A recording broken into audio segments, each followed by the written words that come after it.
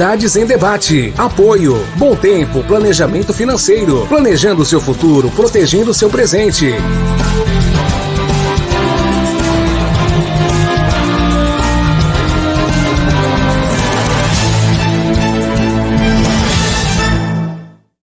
Você tem um sonho?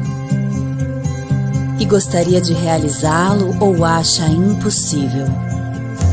E você já fez um planejamento para que ele ocorra? E se eu te dissesse que tudo o que você precisa é dar um passo na direção certa? É verdade que não podemos impedir que imprevistos ocorram, mas podemos garantir que eles tenham impactos menores na sua vida. Deixe que nós cuidamos de você. Muito boa tarde para você, sejam muito bem-vindos. Começando aqui o nosso programa Cidades em Debate pela TV Unisantos, canal 40.1 no aberto e no canal 12 da NET, né? Um prazer muito grande ter vocês aqui conosco. Começando essa tarde aqui de terça-feira, hoje terça-feira, dia 22 de junho, comemora-se o dia do orquidófilo. Quero mandar um beijo aqui para minha esposa, que é uma orquidófila, né? Então um beijão aí para dona Nair. Também o dia do aeroviário, dia mundial do camelo, né, nesse dia 22 de junho. E também já vamos deixar aqui o nosso boletim da Covid. O boletim da Covid, trazemos aqui informações que houve diminuição no número de internados nos leitos de unidade de terapia intensiva, né? A UTI voltados para os casos mais graves, de 246 para 242, representando uma queda de 1,6%. Destes, 99 são de Santos, que representa 40,9%, e 143 de outras cidades, que representa 59%. A ocupação, a taxa geral de ocupação dos 748 leitos de Covid disponíveis está em 58%.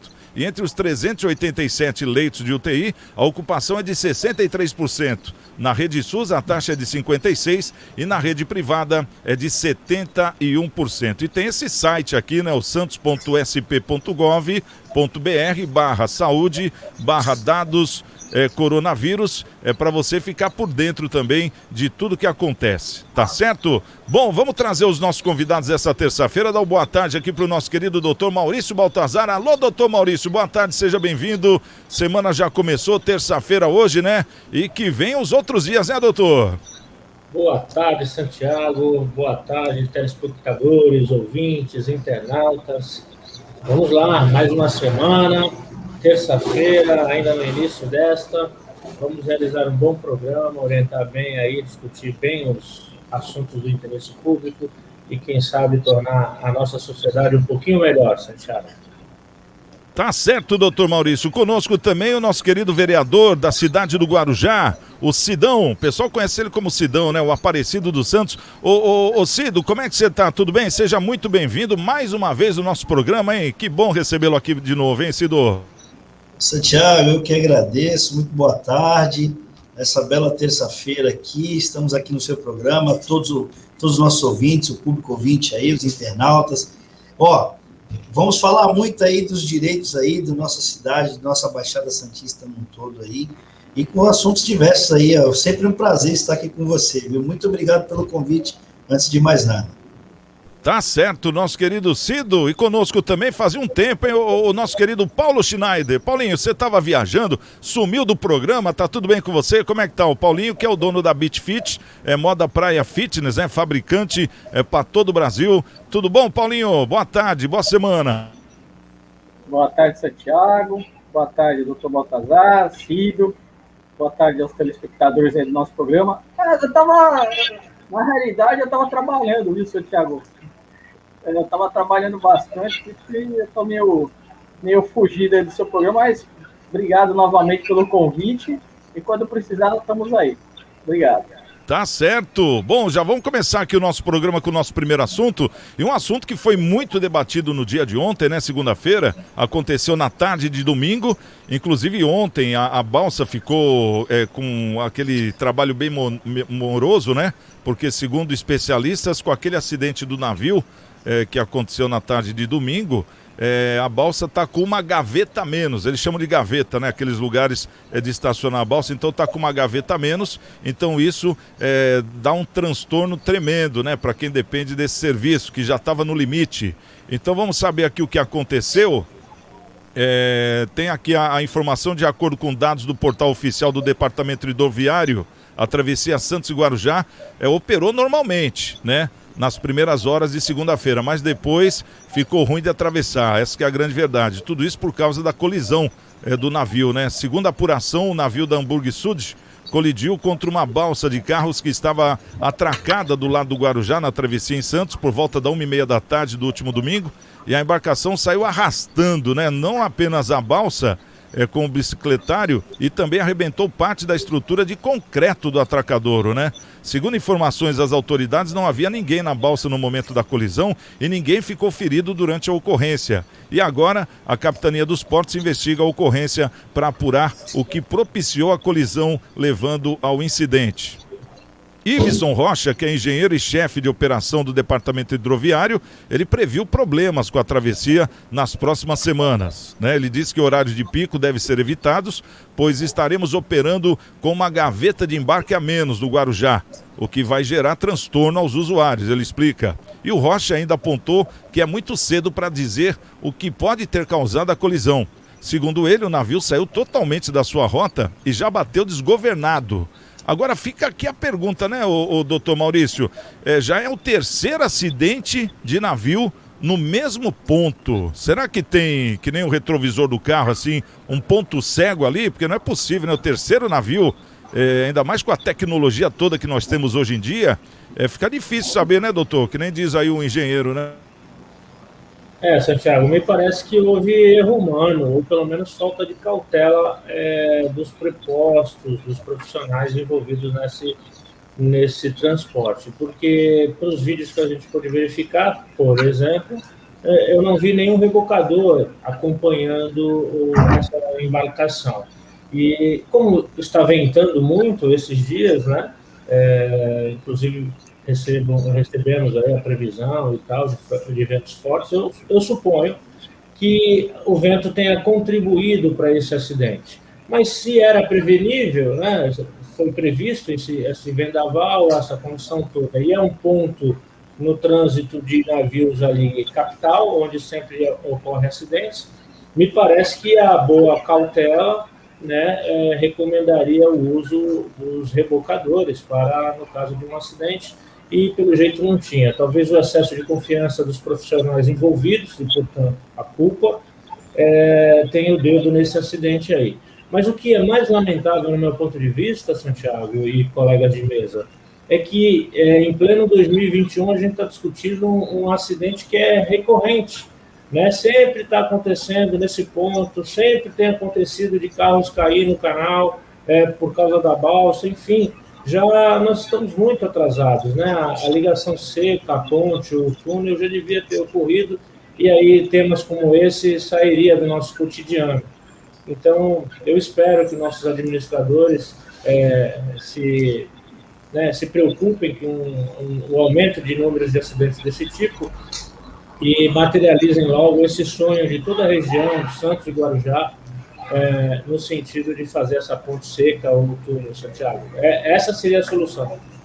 Tá certo. O Cido é vereador do Guarujá, claro que ele tem mais informações do que a gente. Inclusive ele me mandou ainda ontem, né, na segunda-feira, ele mandou: olha só, Santiago, o que aconteceu hoje. Quer dizer, foi por volta da hora do almoço, um carro que também caiu ao mar, né? O pessoal já viu aí essas filmagens que viralizaram também nas redes sociais. É um carro que caiu, um dia depois do navio teve um carro que caiu da balsa.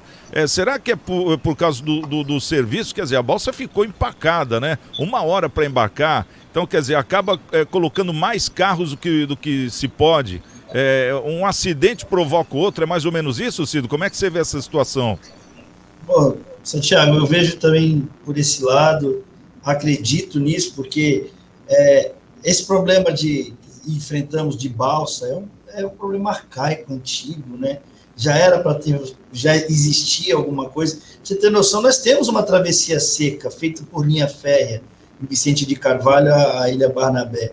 poxa, por que não se faz essa travessia tão logo, né? Ou o túnel, que tanto se fala, ponte, não importa, mas acho que a população já deveria ter esse direito conquistado. Aí, na segunda-feira, você viu mais um acidente acontecendo na decorrência da balsa. A maré está alta, esse problema de maré sempre existiu, ou nevoeiro que para lá a nossa travessia, porque o nevoeiro não pode fazer a travessia, a maré é muito alta, o mar muito mexido, o vento, as balsas não conseguem fazer atracar, e aí acontece esse tipo de coisa. É fila do lado do Guarujá, é fila em Santos, e ninguém faz nada para melhorar isso. Isso já é um problema antigo da nossa Baixada, em Guarujá. Você vê agora quem vai sofrer a população, que depende dessa travessia para o seu trabalho, para o estudo, né? Então, aí acaba acontecendo esse tipo de problema, Santiago. Muito triste estarmos falando sobre esse assunto novamente, porque não é a primeira vez e, pelo jeito, não será a última, e eu tenho certeza que, infelizmente, dentro em breve, ocorrerão novos acidentes iguais a esse. Graças a Deus não tivemos vítimas, os danos foram todos materiais, mas há um certo medo, né, da população com esse tipo de mecanismo aí. E agora o pessoal da perícia, né, aparece lá o pessoal da perícia, né, para avaliar os danos, aquela coisa toda, vai ser instaurado um inquérito, quer dizer, pelo menos 10 dias sem mexer ali, vai deixar do jeito que está. Então é o que nem o Cido falou, aí a população é que vai ter mais uma vez que arcar com esse prejuízo, né? Agora, hein, Paulinho, cá entre nós, tivemos uma sorte tremenda nos 3 acidentes, né? Porque os 3 acidentes não vitimaram ninguém. E fica uma pergunta também, é muito esquisito, né? Sempre no mesmo ponto, sempre ali no atracadouro da balsa. Será que não dá para evitar, não dá para criar algum dispositivo que realmente impeça? Porque qualquer hora esse navio vai entrar e, meu Deus do céu, se passar por cima de uma balsa, imagina uma balsa cheia.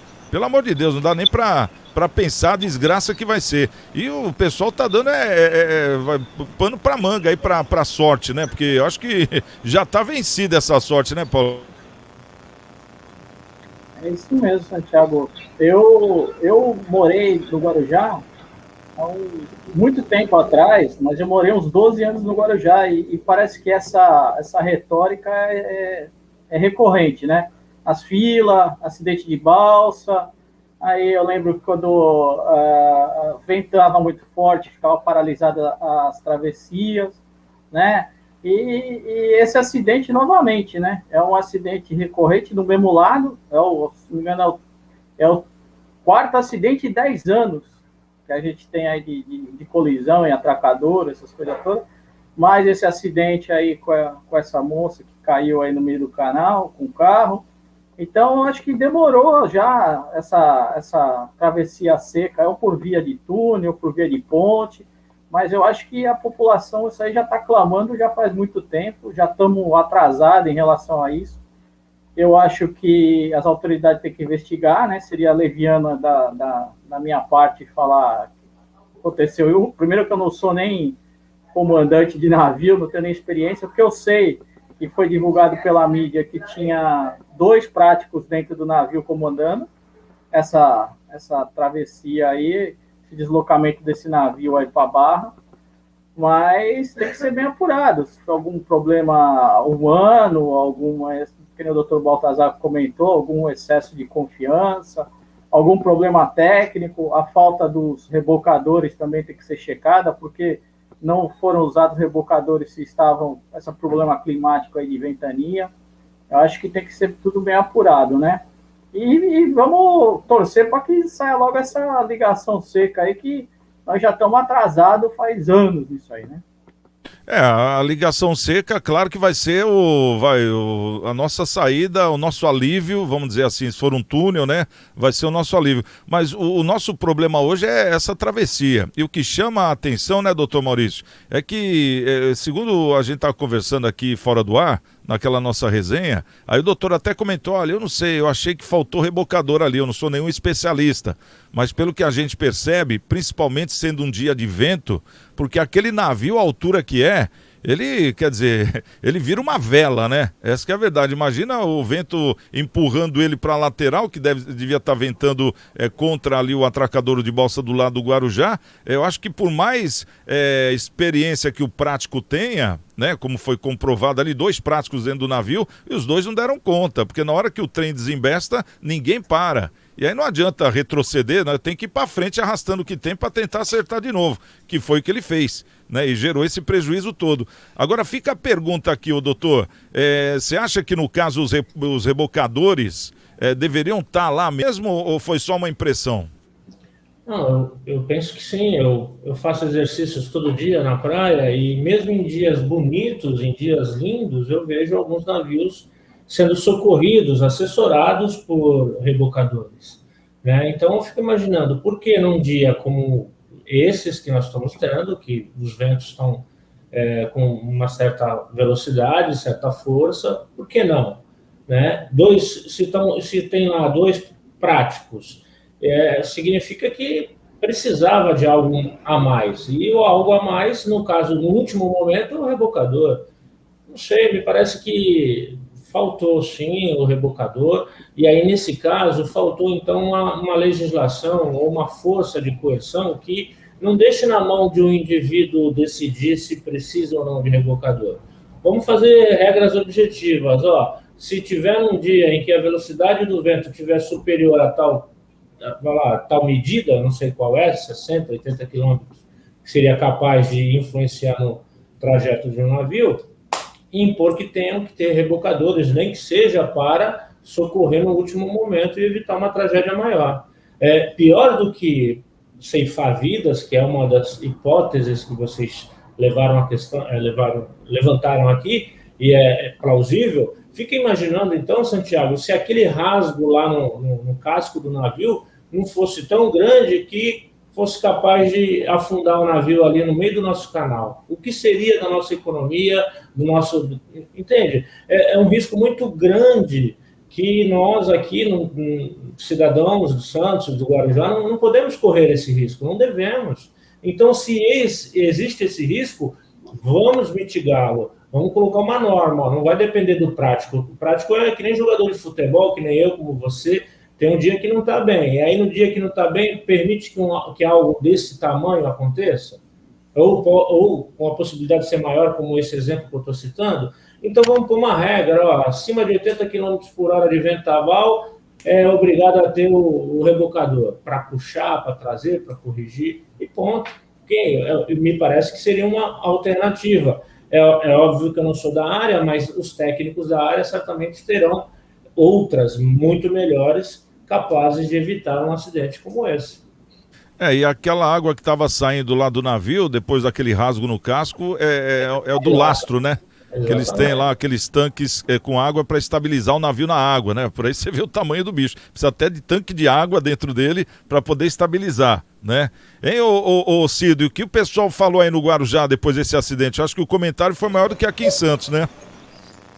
Porque nós é quem sofremos diretamente, né, Santiago? A população do Guarujá, não desmerecendo a população de Santos, mas nós do Guarujá temos muito mais trabalhadores que vão do Guarujá a Santos do que os de Santos virem ao Guarujá, né? Então nós sofremos um pouco mais com isso.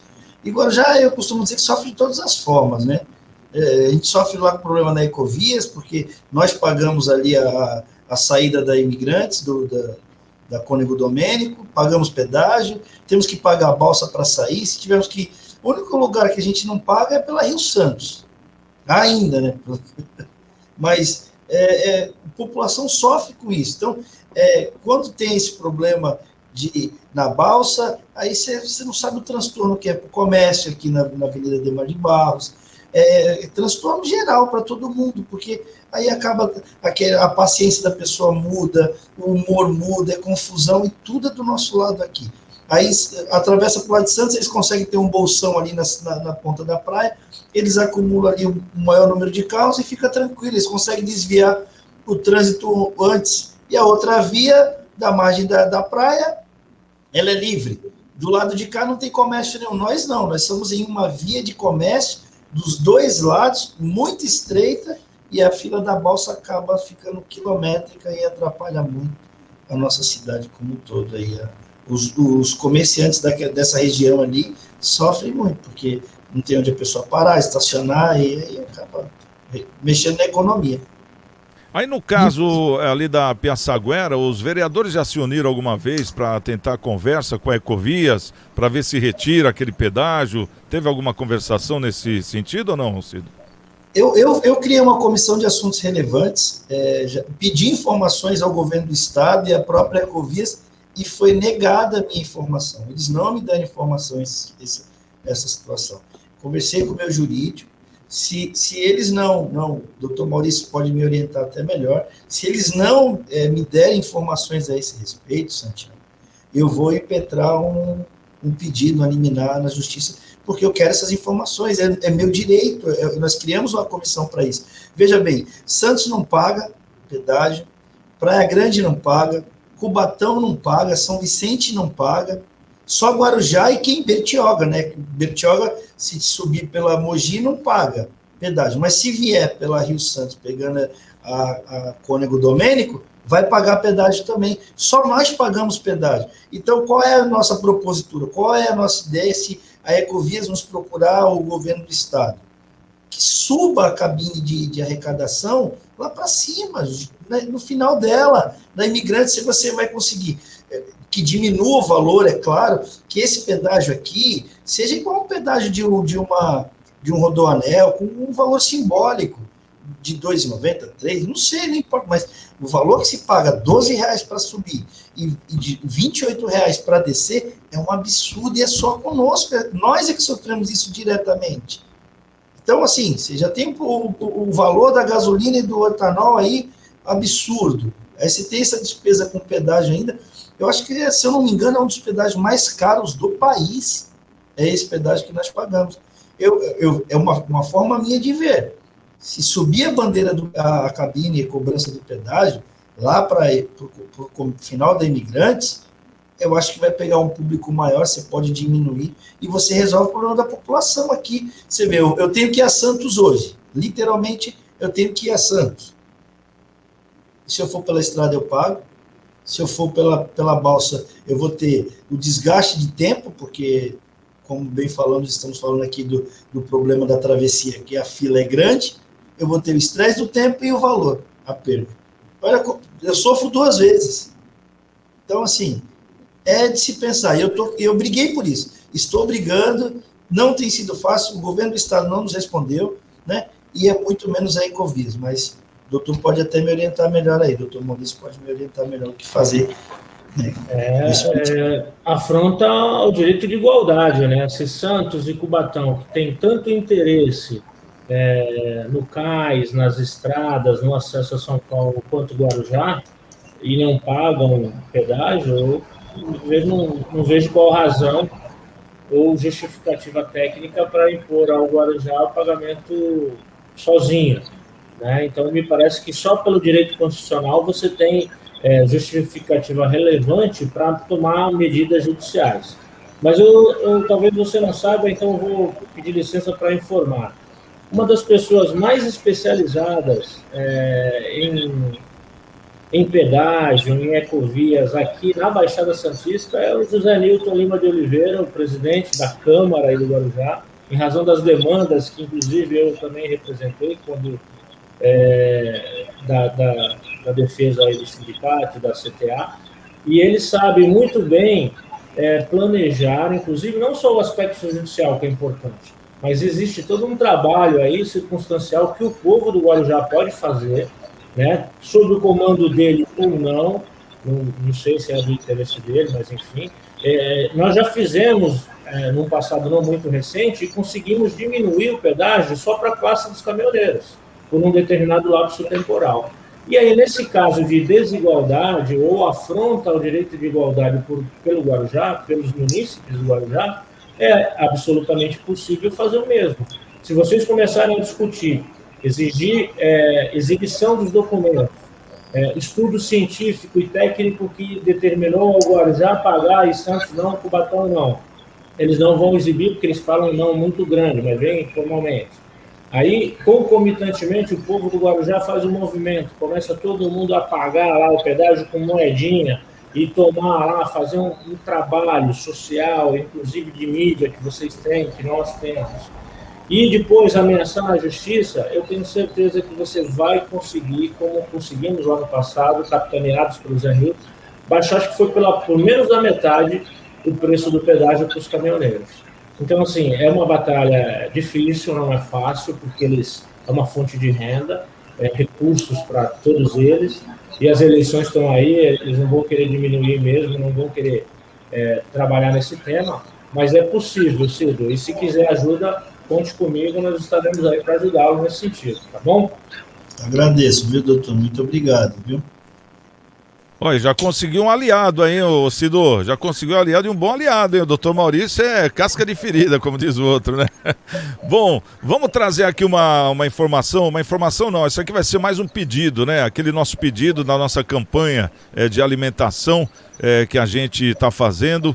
E não pense você que já passamos pelo pior, que não. A gente ainda continua numa situação muito complicada em questão de empregos, em questão de alimentos. Ainda dia desses, acho que foi na segunda-feira, um rapaz aí apareceu no jornal, eu estava até lendo lá, acho que foi até no jornal Costa Norte, um rapaz pai de família chorando, porque ele falou, eu só queria ter o que cozinhar para minha filha. Quer dizer, isso é uma coisa que dói muito, né? E é uma realidade que nós estamos passando aqui na Baixada Santista, em todo o Brasil, em todo o mundo, né? Deixar bem claro, a falta de alimento. Porque quando a pessoa perde seu emprego, perde seu bico, ela não tem mais como manter a família. E a gente vê que várias pessoas estão vivendo de doação. Então a gente tem que fortalecer as doações, seja aí na sua rua, na sociedade de melhoramento, nas escolas, nos clubes, nas igrejas, né? Colabore mesmo, nem que seja com 1 quilinho de alimento. Isso aí não é vergonha não, pelo contrário, você vai estar salvando a fome de uma pessoa. Ponha isso na cabeça, porque muitas vezes a pessoa tem 1 quilo de alimento e fica com vergonha. Pode doar, isso aí você vai estar ajudando, é a condição que você tem, graças a Deus, não é isso? E também a campanha de agasalho, porque já entramos no inverno oficialmente na segunda-feira, ontem, né? Então já tem também o frio, por outro lado. Então ajude, doe. E esse número que está na tela é da Paroquial da Igreja Coração de Maria, é a nossa querida Bebeca. Ela se põe à disposição junto com a equipe para ir buscar o alimento na sua casa, caso você tenha o que doar, mas não tem como levar. Tá certo? Agora, se tiver como levar, colabore aí na sua rua, aí no seu pedaço, tá certo?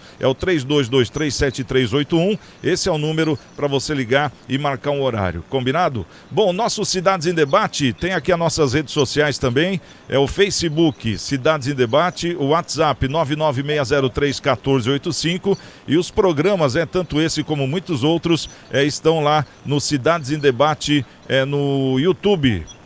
É só colocar lá, programa Cidades em Debate no YouTube, já aparece tudo lá, né? E o legal é que você também está acompanhando ao vivo nesse momento, aqui pelo YouTube, esse programa. E também no nosso site, né? www.tvunisantos.com.br. Bom, tem uma outra informação aqui, olha só, a médica, né? A médica e pesquisadora oncologista Nise Yamaguchi, ela justificou em carta aberta divulgada nesse último domingo sua decisão de processar os senadores Omar Aziz e Otto Alencar por humilhação.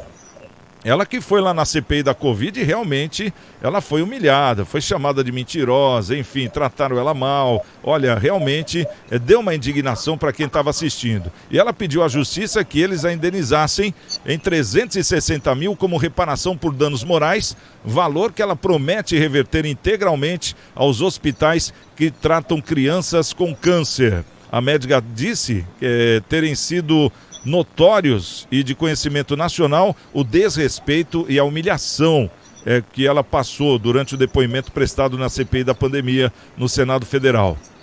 O depoimento foi tomado em 1º de junho. Como convidada, Yamaguchi foi questionada pelos senadores da CPI da Covid sobre 2 tópicos, em especial a sua possível participação no chamado Gabinete Paralelo, que orientou extraoficialmente o governo na condução da pandemia.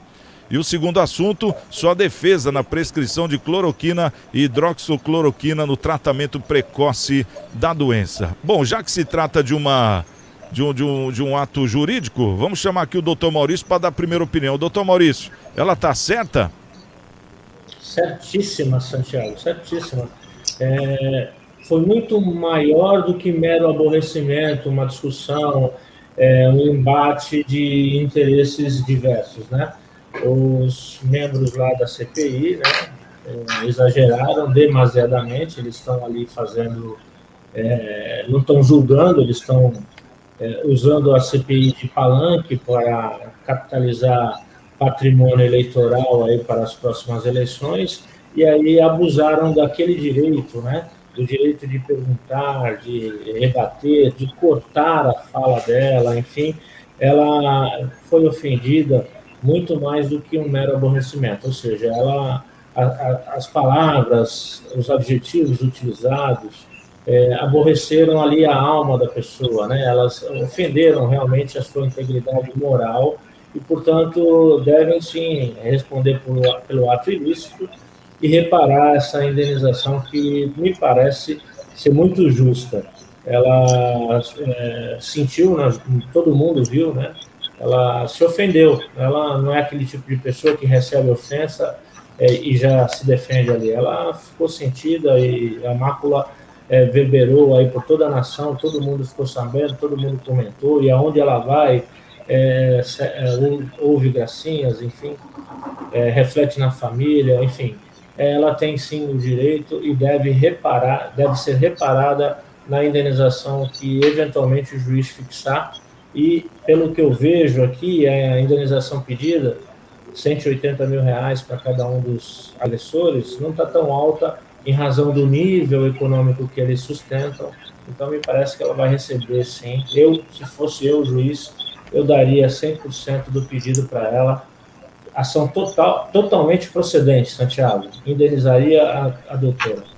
Tá certo. Agora eu fico pensando aqui, viu, Paulinho, se os caras tratam a mulher assim, a nível Brasil, pro Brasil todo ver, imagino a quatro paredes, não querendo julgar ninguém. É imaginação minha. Tá muito fértil a minha imaginação ou você acha que é por aí mesmo? Nossa, Thiago, você leu meus pensamentos, cara. Você conseguiu ler meus pensamentos. Se o tratamento, uma doutora, que nem a doutora Nissa, foi tratada desse jeito, né, eu imagino como deve ser tratada as assessores desses parlamentares, as funcionárias, né, a esposa, as filhas, né, como ele deve tratar mal a mulher, né, esse pessoal todo. A mulher que a gente tem que ter tanto respeito assim, né. Eu acho que também foram 2 pesos e 2 medidas, né, porque quando foi aquela biologista, a Natália Pasternak, se não me engano, depor na Covid, o tratamento foi completamente diferente, né? Então, você viu que ela foi tratada com respeito, as perguntas foram direcionadas para a doutora Natália também, com respeito. E uma observação, né? A doutora Natália, ela é biologista, ela é bióloga, né? A doutora Anice não, a doutora Anice é médica, é infectologista, ela tem mestrado, PhD e esse tipo de coisa. Então, ela teria até muito mais propriedade para falar, para responder a CPI da Covid, do que a doutora Natália, que, afinal de contas, é uma biologista. Mas eu acho que foi uma falta de respeito absurda. Eu assisti alguns momentos do depoimento, achei uma falta de respeito com a mulher, né? Achei estranho o pessoal que se diz feminista, do direito das mulheres, não vir em defesa da doutora, porque, afinal de contas, ela foi bastante humilhada, até em determinados pontos agredida verbalmente, né? Chamaram ela de mentirosa, de não sei o quê. Então, quer dizer, uma pessoa com toda a bagagem de estudos e cultura que ela tem, um senador ignorante, né? Vai chamar ela de mentirosa. Então, eu acho que são 2 pesos e 2 medidas que foram bem colocadas aí. E é um absurdo o tratamento da mulher. Eu acho que tem que ser dado, sim, que nem o doutor Maurício falou. Isso, para mim, se eu fosse juiz, era causa ganha, entendeu? É um negócio absurdo que aconteceu na CPI. É aquilo que a gente já falou em programas anteriores, né? A CPI, cara, na realidade, é um palco. É um circo que está sendo armado ali. É um palco eleitoral. é uma coisa absurda que está acontecendo ali. E aquele negócio, né, Paulinho? Fica aqui a pergunta também, né? Quem que é o mentiroso ali? Será que é ela mesmo? Porque se perguntar pra eles quem roubou, ninguém vai falar que foi, né? Então tá aí, ou são mentirosos ou omissos da verdade, vamos dizer assim. Ô Cido, sabe o que me chama a atenção? É que muita gente, tanto da esquerda quanto da direita, acharam uma vergonha. No caso, um homem tratar uma mulher daquela maneira, quer dizer, não foram nem pelo intuito da política, foi pelo intuito da pessoa, né, da civilidade, né, de tratamento. O que você acha disso tudo aí? Santiago, é triste, né, quando você vê isso vindo de parlamentares, né, que são senadores, que eu também tenho as minhas indignações em relação a algumas coisas, mas quando se convoca uma pessoa, ou se cria uma CPI, uma comissão de investigação, seja ela qual for, ela não me dá direito de desrespeitar o ser humano, né? Seja ele qual for, o homem ou a mulher. A mulher um pouco mais, né? Porque você chama uma mulher e você a desrespeita assim, diante de todo mundo, você tira o direito dela de falar. Não que a mulher seja o sexo frágil, não é isso. É o respeito, né? O respeito à mulher, né? Eu acho que todos nós aqui temos, se não são todos casados, mas que tem irmãs, tem mães, e não gostaríamos de ver os nossos parentes, né, passando por essas situações. Então, a CPI, ela não dá direito para que eles humilhem ninguém, desprezem ninguém, desrespeitem ninguém. Simplesmente eles estão ali para apurar fatos e informações, só. E eles não têm poder de julgar, eles não têm poder de juiz, eles não têm nada. Simplesmente eles vão lá, vão averiguar os fatos e ponto. Faça-se o seu relatório e o relatório vai ser lido depois no Senado. Ponto. Se tiver que ir adiante, aí é uma outra história. Mas desrespeitar ela, né, e tratar a mulher como foi tratada a doutora é muito feio, muito feio. Eu me envergonho por eu estar hoje parlamentar, né, numa classe menor, mas é parlamentar do mesmo jeito. E você vê isso de um senador da República. Poxa, é muito pior, é muito pior. Eu acho que eles não só deveriam pagar a indenização que ela está pedindo, o juiz deve acatar mesmo o pedido dela, porque é uma causa nobre também, o que ela quer fazer com isso, mas eles deveriam sofrer alguma punição um pouco maior. Conselho de Ética do Senado, coisa desse tipo, deveria abrir alguma coisa contra eles também, porque não é justo. Eles não estão ali para isso. O STF perdeu uma grande oportunidade de eles mesmos endireitarem ali, ô doutor Maurício? Sem dúvida, todos eles, né? Inclusive o próprio Senado. Como o Cido sugeriu, foi uma conduta passível de análise administrativa, interna, abusou do poder, abusou do mandato para ofender deliberadamente. Foi algo doloso, porque queria desconstituir aquela tese que ela pretendia trazer, porque foi cerceada. Então, o STF também, de certa maneira, com o seu poder de vigília, enfim, mas principalmente o Senado, porque, afinal de contas, o Senado é que está recebendo, está criando, que tem a CPI instalada, ele, mais do que nunca, que deveria analisar essa questão. Mas o problema é que o presidente está com eles, né? Então fica difícil. Mas o pior disso é que tem senadoras mulheres, né? Elas pelo menos poderiam manifestar, protocolar o pedido e nem que ele não ande, que não receba, mas fazer uma manifestação de repúdio. Não foi feito, então nossos poderes são nivelados por muito baixo, né? A gente precisava nas próximas eleições, melhorar esse nível de pessoas, de representantes, porque está devendo. Veja bem, a questão do bom tratamento, tratamento igualitário, do respeito e consideração, principalmente as mulheres, qualquer pessoa, mas principalmente as mulheres, é um tema velho, antigo. As mulheres já galgaram a igualdade, elas já estão lá conosco. Mas fazer um tratamento desse assim, eu não sei nem como comentar desse jeito, mas com certeza o Senado perdeu uma grande oportunidade. É revoltante, né, doutor? Essa que é a palavra, né? Bom, vamos fazer o seguinte, 30 minutos para a gente tomar uma água e a gente tá de volta. Já já vamos comentar aqui sobre a manifestação contrária ao governo que marcaram a tarde do último sábado, e nós temos aqui os números oficiais. Então daqui a pouquinho, em 30 segundos, vamos falar sobre a manifestação antigoverno que foi realizada no último sábado. Rapidinho. Você tem um sonho? E gostaria de realizá-lo ou acha impossível? E você já fez um planejamento para que ele ocorra? E se eu te dissesse que tudo o que você precisa é dar um passo na direção certa? É verdade que não podemos impedir que imprevistos ocorram, mas podemos garantir que eles tenham impactos menores na sua vida. Deixe que nós cuidamos de você.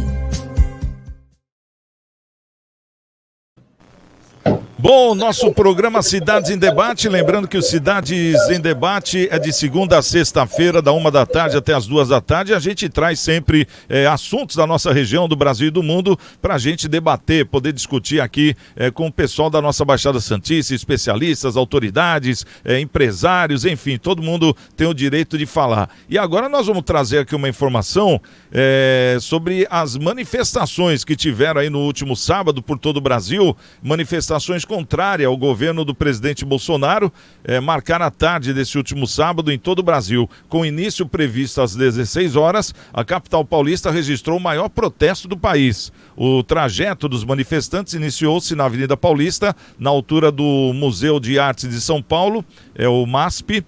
Então a manifestação seguiu para a Rua Consolação e terminou na Praça Roosevelt, às 9 da noite. Durante o evento, a avenida encontrou-se bloqueada nos dois sentidos. A maioria dos protestantes usou máscara e tentou seguir o distanciamento social para evitar a transmissão do Covid. Também houve pontos de distribuição de máscaras. Apesar do esforço, foi registrada uma aglomeração.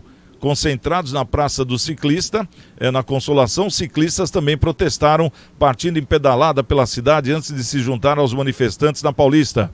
E entre as reivindicações do grupo estão o impeachment do Bolsonaro, mais vacinas e auxílio emergencial no valor de R$600 e não de 250. A manifestação, que ocupou 9 quarteirões da Paulista, aconteceu no dia que o país ultrapassou 500 mil mortos pela Covid. Dados e números oficiais da Polícia Militar informou que a estimativa de público, da Avenida Paulista estava em 100 mil pessoas. Isso segundo os organizadores. A Polícia Militar, ela preferiu não divulgar a estimativa de público, mas os organizadores falaram que tinham 100 mil pessoas que participaram do ato, Agora fica aqui a pergunta, vamos começar com o quê? Vamos começar com o Cido. O Cido é político, vereador, vamos abusar dele hoje aqui. Ô Cido, como é que você vê essa manifestação? Teve a motociata do Bolsonaro, juntou gente para dedéu, 160 quilômetros de moto, buzinando e apoiando o presidente. E agora na Paulista, 100 mil pessoas, segundo os organizadores, e também atos por várias localidades do país, nas capitais. Como é que você vê isso? Já começou a guerra da campanha para o ano que vem?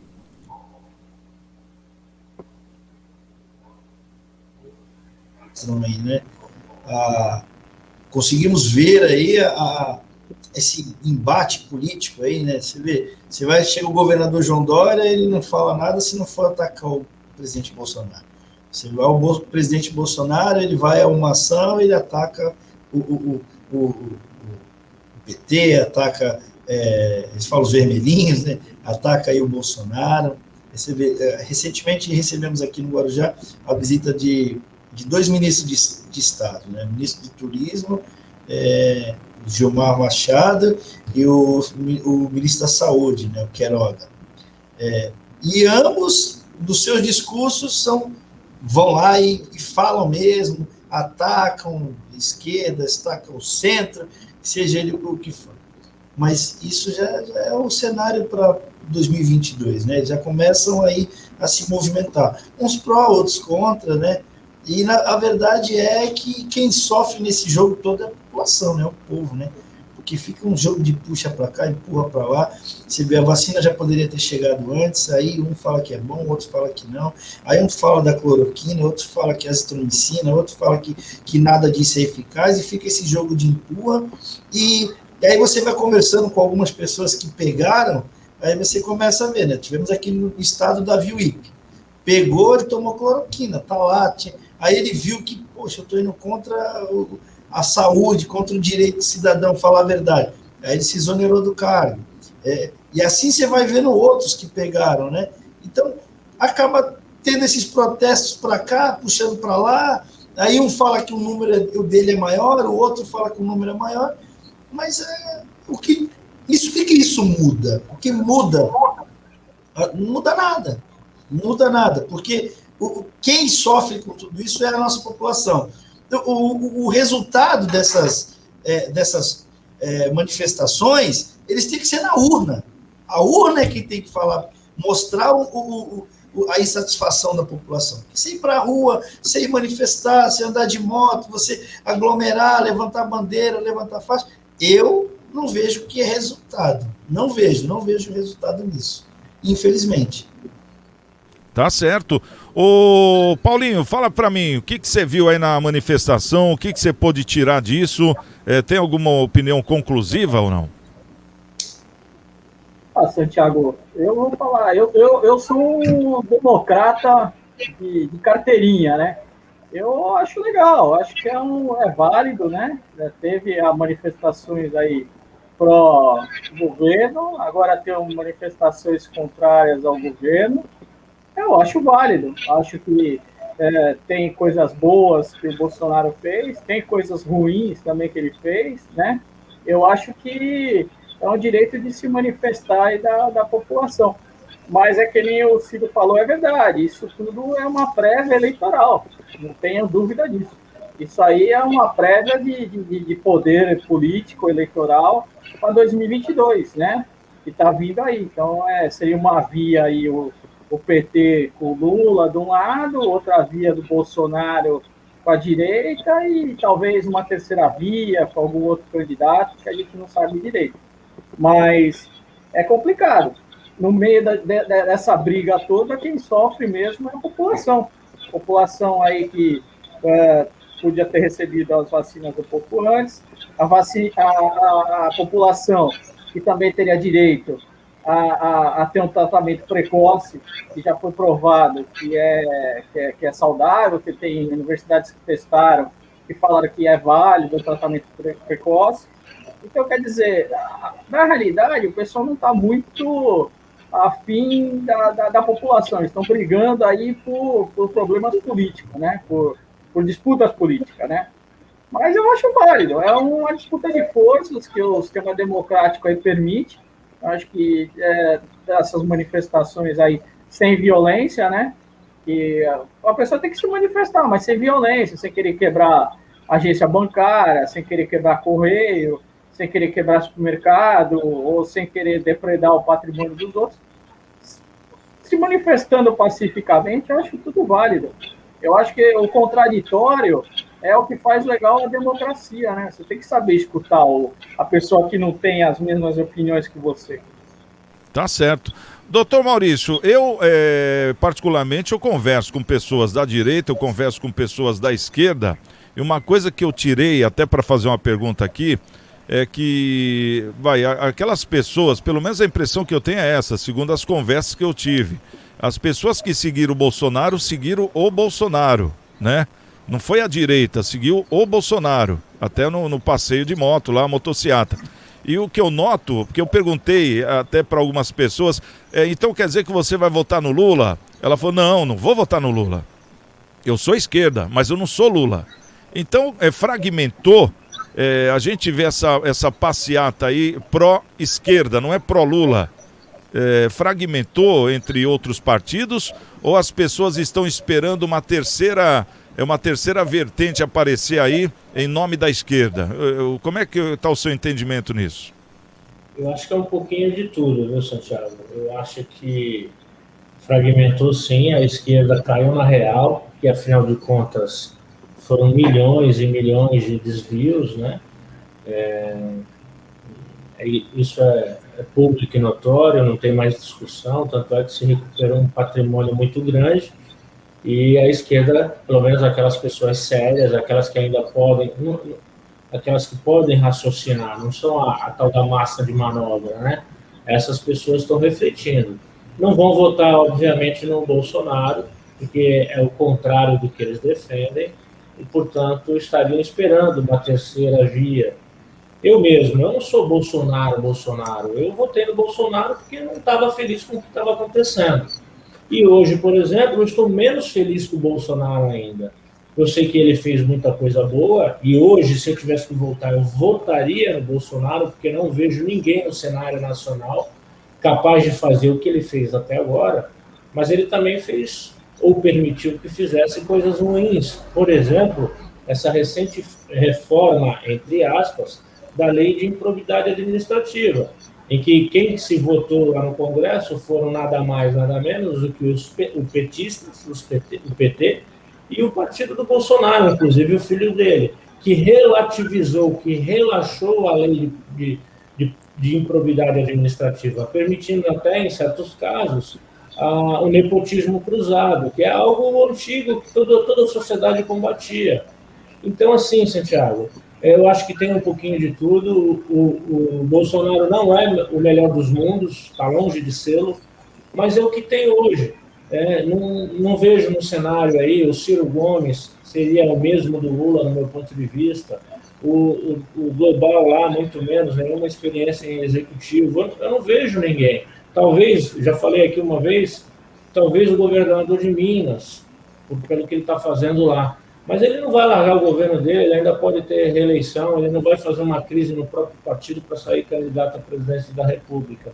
Então, nesse cenário que nós temos, eu votaria ainda no Bolsonaro. Mas a gente precisava se conscientizar, toda a população, principalmente quem vai a esse tipo de evento, tanto os bolsonaristas quanto os petistas. Enquanto o pessoal estava passeando de moto, enquanto o pessoal estava lá na Paulista comendo a mortadela deles lá, os caras votaram numa lei dessa. Por que não faz uma movimentação, então, para discutir essa lei e outras que tem lá no Congresso? Não gostei dessa lei, está errado, nós estamos retroagindo, retrocedendo numa série de coisas boas que a gente tinha administrativo. E aí, o que acontece? Foi ruim, é um ponto negativo para o Bolsonaro e para toda a sociedade. Então, assim, eu acho que tem um pouquinho de cada, e que todo cidadão que pensa tem que parar de ficar colocando o vermelho ou o verde e amarelo, ir lá para correr atrás dos caras, mas prestar atenção no Congresso e ser combativo, cobrar o seu candidato, cobrar o seu dirigente sindical e tentar mudar o Brasil, porque só batendo palma lá no dia de movimento não adianta, a gente tem que cobrar os nossos administradores. Participar mais, né, doutor? Ser mais participativo, né? Não é só votar e não cobrar depois, né? Vou trazer aqui uma outra informação para dar tempo da gente falar, que é muito importante, porque nós estamos passando pelo mês vermelho, né, como é dito, e a doação de sangue, né? O quão é importante a doação de sangue. Só é possível graças à disponibilidade de pessoas que queiram ajudar as outras, né? Por isso, é preciso contar com a solidariedade da população para manter os níveis adequados de estoques nos hemocentros. Os hemocentros e hemonúcleos, né, espalhados pelo país, são responsáveis pela viabilização da doação de sangue de cada cidadão, assim como pelo armazenamento e distribuição para hospitais que necessitam. Para garantir a segurança e proteção do doador e receptor, todo o processo obedece criteriosas normas técnicas do Ministério da Saúde do país. Segundo o Ministério da Saúde, cerca de 3,5 milhões de pessoas realizam transfusões sanguíneas por ano no país. Por isso, constantemente, são realizadas campanhas para incentivar a doação de sangue. No Brasil, apenas 2% da população tem o hábito de doar sangue. Ainda assim, esse índice é superior ao recomendado pela Organização Mundial da Saúde, que é a metade, é 1%. Então nós estamos bem, né? E cada doação pode beneficiar 4 pessoas. O sangue doado também é essencial para atendimento de urgência, cirurgias de grande porte, tratamentos de doenças crônicas e câncer. Bom, tem aqui o Hemonúcleo de Santos, vou anotar o telefone aqui, 3223-2860, Tem o Banco de Sangue do Hospital Santo Amaro, no Guarujá, também. É o 3384-1515. Em Cubatão tem o Banco de Sangue do Hospital Modelo de Cubatão, é o 3362-5400. Se você for no Google e pedir os hemocentros da Baixada Santista, tem todos os números lá, tá certo? Agora, o que eu quero saber é o seguinte, viu, Cido? Você que é o vereador do Guarujá, vou te dar até uma ideia aqui no ar, já para você colocar como lei, né? Sugerir como lei. Porque não existe, pra você ter uma ideia, você vê que os números são espalhados e são números difíceis, né? É diferente você ligar 190, que é a polícia, 191, né? Que 191, 192, bombeiro 193, enfim. Não poderia ter um número mais fácil, que em cada localidade já transferiria para os hemocentros, porque tem muitas dúvidas, né? Quem pode, quem não pode doar. Como é que você vê isso, Cido? Santiago, até te agradeço, viu, por me dar essa ideia, né? Existe uma lei hoje no nosso município, né, o Junho Vermelho, que é para incentivar, fazer propagandas e cartazes, incentivar o maior número de doação. Porque tem o mês de junho é o que começa o inverno ali, o índice cai um pouquinho com o banco de sangue. Eu sou doador, eu faço questão de ir lá, sempre doar sangue também, porque já fui ajudado através de um banco de sangue, já recebi sangue de transfusão, então eu reconheço isso. Eu não sei quem foi o doador, né? Um doador anônimo, mas me salvou naquele momento. E eu acho de suma importância o que você está falando. Vou sugerir, vou criar isso, fazer uma emenda a esse projeto para que tenha assim um número mais fácil para começar a dar informações, porque a pessoa que é leiga, ela fala, eu queria doar sangue, mas eu vou aonde? Se ela não sabe que é através do Hospital Santo Amaro, que no Banco de Sangue de Santos, em Cubatão, nas cidades da Baixada, ela não vai. Se ela não tem informação, ela não vai atrás. Então, eu prometo para você aqui, não estou fazendo campanha, por favor, não é isso, mas eu vou fazer uma emenda a esse projeto e vou sugerir isso mesmo, colocar essa emenda para que a gente tenha mesmo, é necessário. Semana passada, eu fiz uma indicação para que o banco de sangue ele fosse até os bairros, tem as unidades básicas de saúde, tem as USAFAs. Por que não fazer daquele lugar que já trata da saúde? Ali já tem a sala lá de vacinação, a sala de medicação. Por que não separar um espaço daquele e colocar lá uma cadeira para doar sangue daquela população específica naquele bairro, de uma outra em outro bairro, e assim você vai ter um maior número de doadores. Porque se você for ao banco de sangue, exemplarmente aqui no Guarujá, no Hospital Santo Amaro, são 20 pessoas. 20 pessoas, para uma população de 350 mil pessoas, você faz uma campanha, eu vou hoje, eu sou o 21º, eu não volto amanhã, porque de certo eu faltei no trabalho, o meu patrão não vai me deixar voltar novamente, então eu perderam meu sangue. E de repente é uma vida que se perde com a falta do sangue, da plaqueta ou da medula, seja lá porque for a doação do sangue lá. Né? Eu sou favorável. Pode falar. E cada doador ajuda 4 pessoas, né? Que é o mais importante. Bom, infelizmente não vai dar para falar mais porque o nosso tempo está acabando. Quer falar 30 segundos sobre isso, doutor Maurício? Rapidamente? Estou lá, todo apoio. Vamos doar, aproveitar essa época de incentivo e fazer disso um ato natural, normal, todo mês. Não sei de quanto tempo pode se doar, né? 6 meses, né? 6 meses. Vamos lá, pessoal, vamos ajudar ao próximo. Isso é uma forma de ser útil a Deus, inclusive. Tá certo. Paulinho, algum comentário? 30 segundos, dá tempo ainda. Eu acho super legal isso. Acho que o que você citou aí, eu acho que uma emenda legal aí, possível colocar mesmo. E acho que tem que incentivar a doação de sangue, porque sangue hoje em dia é o que as pessoas que sofrem acidentes, essas coisas todas, tem que ter, né? É obrigado. Tá certo. Bom, quero agradecer aqui a presença do nosso querido doutor Maurício Baltazar. Obrigado, viu, doutor? por mais um dia aí, né? Estamos juntos. Amanhã o nosso comentarista volta aqui, porque é advogado comentarista aí foi promovido, hein? Também o nosso querido Cido. Cido, obrigado aí, sucesso para você e a todos aí do Guarujá, tá certo? Nosso vereador do Guarujá e o Paulo Schneider. Paulinho, obrigado pela presença. Um abraço a todos aí da BitFit, o Marquinhos, a Sueli, a galera toda, viu? Para você também, obrigado pela presença. E amanhã a gente tá de volta aqui à 13h no nosso Cidades em Debate. Quero agradecer muito a você, obrigado pelo carinho, obrigado por você estar aí conosco e pode seguir-nos nas nossas redes sociais que a gente fica muito feliz, tá bom? Um grande beijo, estamos com Deus e amanhã, 13h, quem chegar primeiro, espera outro. Até lá, fui!